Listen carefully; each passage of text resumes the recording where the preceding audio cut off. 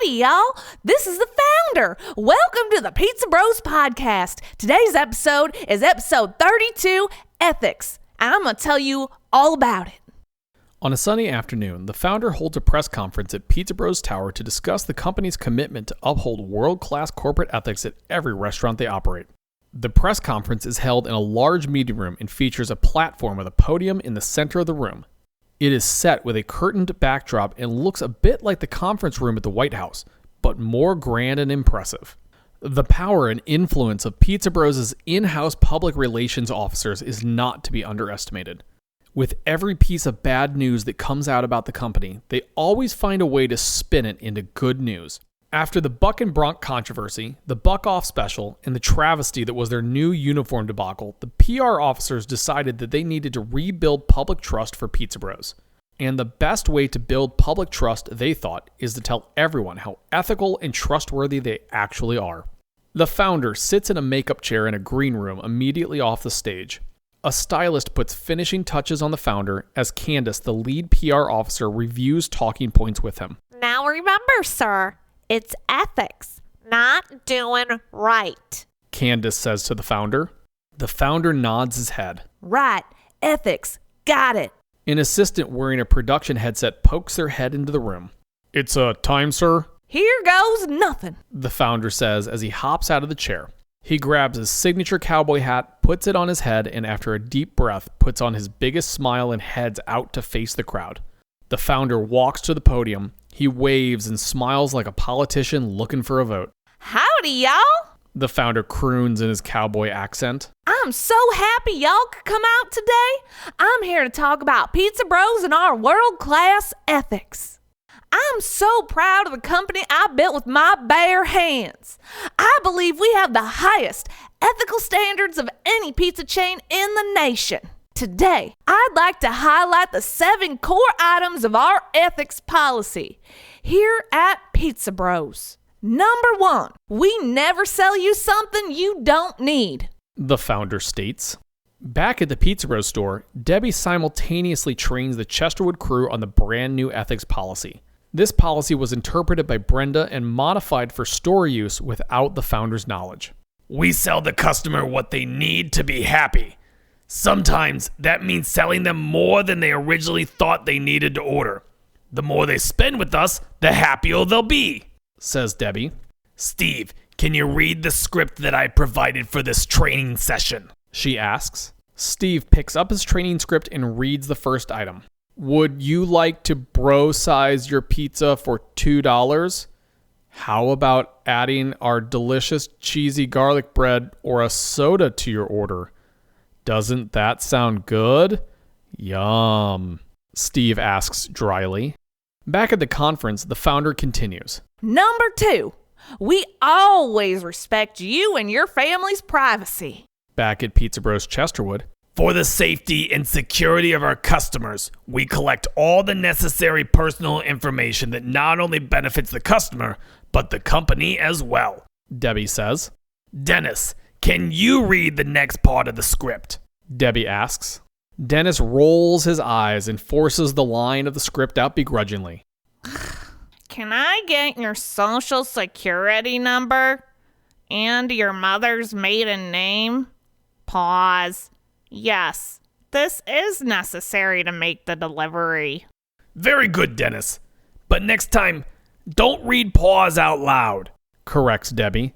At the press conference, the founder continues. Number 3, we're always family friendly. Back at Pizza Bros Chesterwood, Debbie continues. Family friendly means taking care of the Pizza Bros family first. That means we'll promote any supervisor's children before regular store employees. Speaking of which, I'm happy to announce that my son George has been promoted to assistant general manager of the Farnold store. At the press conference, the founder continues his script. Number 4, we reward our most loyal customers. Back at the Chesterwood store, Debbie presses on. We have the most generous rewards program of any pizza chain. Our customers get 100 points for every dollar they spend with us. Steve, read the next part of the training script. I'm sorry, sir or ma'am. Our rewards points can only be used for online orders. Pause. Yes, it really is 100,000 points for a free garlic sauce, reads Steve aloud. Number 5. Continues the founder at the press conference. Thanks to our pizza trackers, we can ensure that our drivers always drive with safety in mind.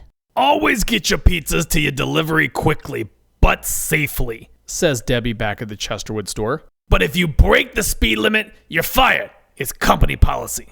A few weeks later, Ed panics as they are swamped by deliveries, all of which are running late. Take these 4 orders, insists Ed as he thrusts pizzas into Dennis's hands. They're all late. Hurry. Speed if you have to. But won't I get fired? Corporate is tracking everything I do in my car, remember? Protests Dennis. Just leave your tracker here.